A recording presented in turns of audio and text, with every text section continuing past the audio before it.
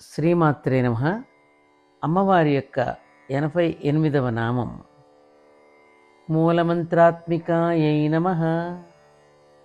మూలమంత్రమైన పంచదశాక్షరీ మంత్రమే ఆత్మస్వరూపముగా కలిగినది అని ఈ నామానికి అర్థం. పంచదశాక్షరీ మంత్రాన్నే మూలమంత్రం అంటారు. సర్వసిద్ధిప్రదమవడం వల్ల దీన్ని మూలమంత్రంగా స్వీకరిస్తారు. అన్ని మంత్రాలు ఈ పంచదశి మంత్రానికి అంగమంత్రాలే అవుతాయి. కాబట్టి ఈ పంచదశి మంత్రాన్ని మూలమంత్రంగా అంటారు. ఈ మంత్రంలో ఉన్నటువంటి బీజాక్షరాలని శరీరంలోని ఆయా స్థానాలతో న్యాసం చేసుకుని మంత్రదేవతతో ఐక్యరూపాన్ని భావించిన వాడు తాను కూడా మంత్రదేవత స్వరూపుడవుతాడు.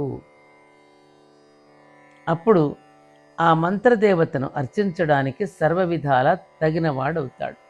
మనం మహన్యాసపూర్వక రుద్రాభిషేకం చేసేటప్పుడు ఆయా శరీర భాగాలు రుద్రుడు ఎక్కడెక్కడ ఉంటాడో న్యాసం చేసుకుని ఎలా అయితే పూజ చేస్తాడో, ఇది కూడా ఆయా శరీర భాగాలలో ఏ ఏ స్థానాలలో అమ్మవారు ఉంటుందో దాన్ని న్యాసం చేసుకుంటూ ఆ మంత్రదేవతతో ఐక్య రూపాన్ని మనం కూడా అలా ఐక్యమవుతూ అలా న్యాసం చేసుకుంటూ భావించుతూ కనుక చేస్తే తాను కూడా ఆ దేవతగా మారిపోవడానికి అవకాశం ఉంది అని చెప్తున్నారు ఇక్కడ.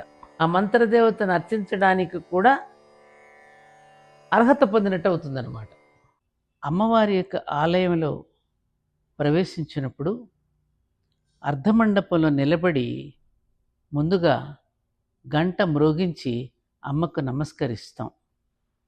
అలాగే అమ్మవారి యొక్క నామాలలో ప్రవేశించే ముందు గంట మ్రోగించండి.